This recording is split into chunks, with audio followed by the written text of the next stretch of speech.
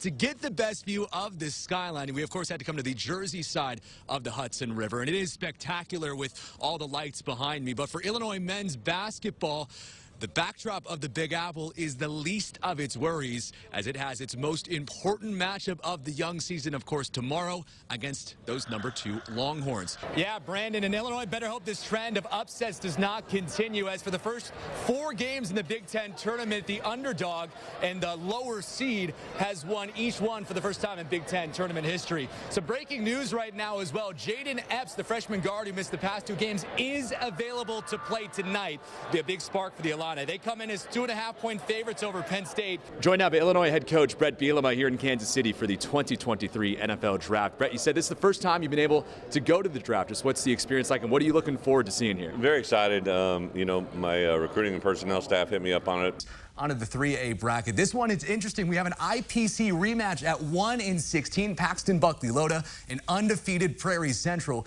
Unity, St. Joseph, Ogden, and Williamsville host in this bracket further down as well. The importance of tomorrow's game certainly took a big step up after back-to-back losses to begin the month of November, and it will certainly be an emotional day as Brett Bielema returns to the sideline just 48 hours after his mother passed away. Illinois has been in the red zone 40 times this season. 30 times they've converted for points, field goal, touchdown. Only 16 times this season, it has been that 6 points, that touchdown. More than 100 friends and family of Dylan Dodd are here cheering him on and celebrating tonight at Busch Stadium. It's been a quick ascension for the Bismarck-Henning standout, rising from the Braves ranks in just 2 seasons since being drafted in 2021. Yeah, Brett, that's right. State Farm Center was juiced for the Orange Out tonight. We're thankful to be joined now by Coleman Hawkins. Coleman, great crowd tonight, 3 wins in a row now for the team. Just what was the atmosphere like? It was great.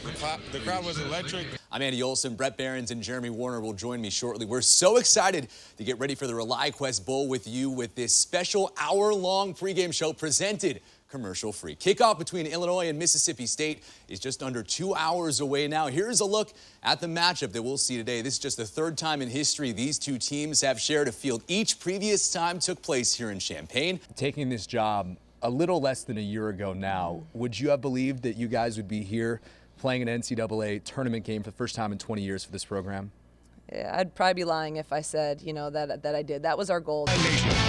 Illinois has not won back-to-back games in the battle for the Land of Lincoln Trophy since 2015. But the Illini arriving today with the hat-in-hand senior Alex Palczewski doing the honors, arriving at Ryan Field earlier today. It's a reunion of sorts in this one. Former Illini Donnie Navarro going through senior day ceremonies with the Wildcats. And Brett Bielema is on the sideline after a tough week with the death of his mother last Thursday and father-in-law on Wednesday.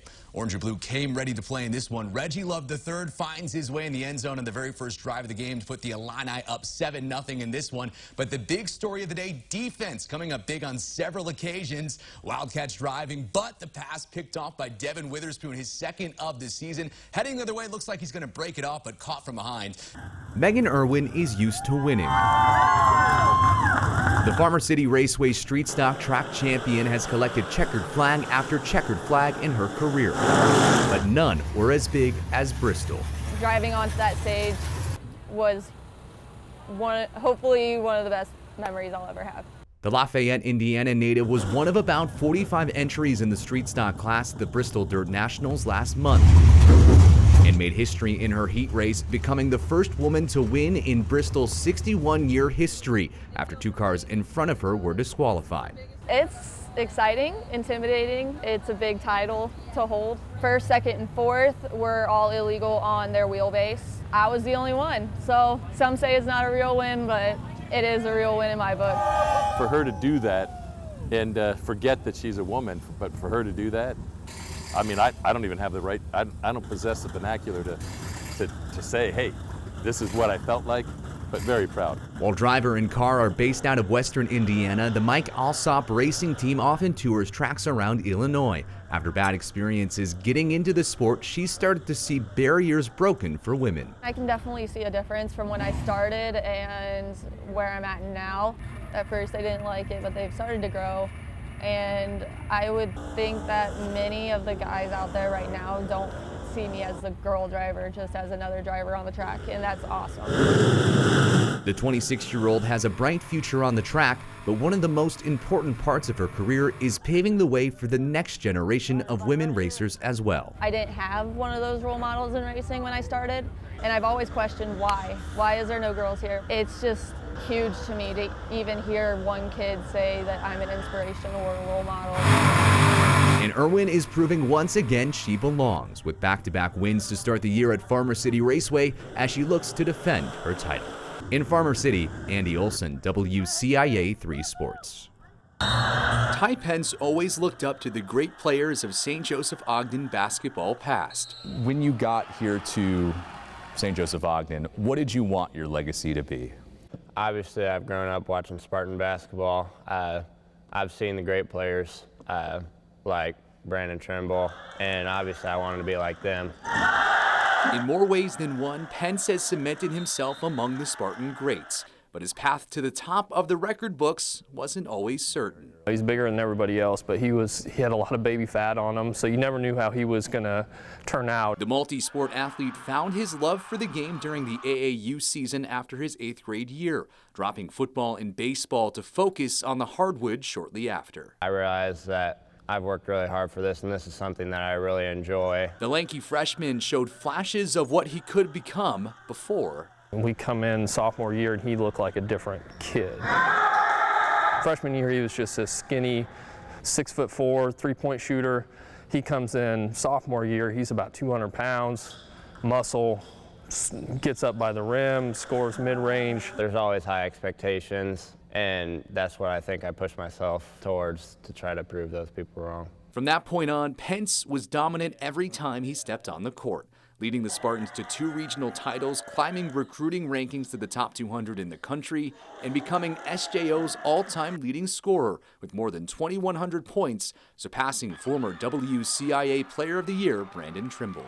It means everything. I grew up watching Brandon, just thinking how great he was, and now to be able to surpass him in points that's something I'm very proud of myself of. It didn't take long for the scorer to catch the eye of top colleges, going on visits to power programs like Michigan State and Illinois. The 6'6" guard held offers from the Illini, Iowa State, Wake Forest, Butler, and more, but ultimately believed in the rebuild going on just up I-74 at Illinois State. It was definitely stressful, to say the least. I really trust Coach Peden and what he's going to help do. It's close to home, unlike some of the other offers I had. All those key factors going into it, I felt like it was the place that was the best fit for me. The SJO basketball history books will now always include Ty Pence. But between the records and the trophies, what was most important was inspiring the next all-time leading scorer. What do you think Ty Pence's legacy now here is at SJO? I think for my legacy, someone that the younger kids can really look up to. And I always wanted to compete at the highest level. And on the court, I was able to accomplish great things. And that legacy now includes WCIA 3 Boys Basketball Player of the Year. In St. Joseph, Andy Olson, WCIA 3 Sports.